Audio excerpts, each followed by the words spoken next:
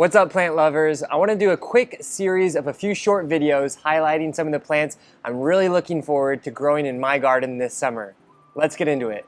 So one thing that happens at my house is I'll care for my plants, grow nice, beautiful flowers out in the garden, and I'll come home one day and Samantha will have cut them all off, brought them and put them in vases, and a lot of times that actually kind of bugs me because I like to see them outside. But one plant that you should absolutely take tons and tons of cut flowers from are Strawflowers. This is gonna be my first season growing these in my garden here in eastern Pennsylvania.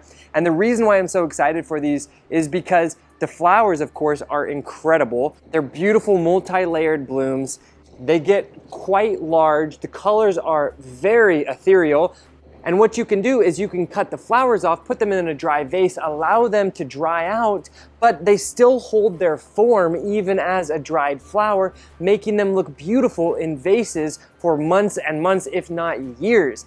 That's something very special, and one of the reasons why they call these straw flowers. So this is a plant that I'll be growing for my own benefit, to see the beautiful colors in the garden, and for Samantha's benefit too, so she can have lots of beautiful flowers inside the home.